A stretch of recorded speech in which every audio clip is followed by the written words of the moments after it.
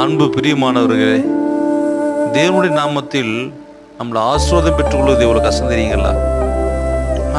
ஒரு வனாந்தரமான ஒரு இடம், அதில் பார்த்தீங்கன்னா ஒரு மிதித்த ஒரு கால் தடம்.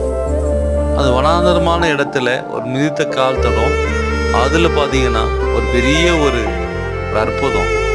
மிதித்த இடத்தில் நான் வளர்கிறேன் என்று சொல்லக்கூடிய அளவுக்கு இந்த இடத்துல ஒரு செடி வளர்ந்திருக்கிறது. அதையும் உங்களோட காட்டியிருக்கேன் பாருங்க. மிதித்து போன நான் இன்னைக்கு எதை இழந்து இன்னைக்கு எதற்காக நான் வாழுகிறேனோ, நான் கலங்கி நிற்கிறனோ தெரியாது. அதே போலதான் அன்பு சகோதரனே சகோதரியே, நீங்கள் அநேகருடைய பேச்சை நம்பி ஏமாந்து போயிருக்கிறீர்களா? கவலைப்படாதீங்க. கர்த்தர் உங்களை எந்த இடத்தில் மிதித்து போட்டு போனார்களோ அதே இடத்தில் வளரச் செய்வார். தொடர்ந்து கமெண்டில் இணைந்திருங்கள் நண்பர்களே.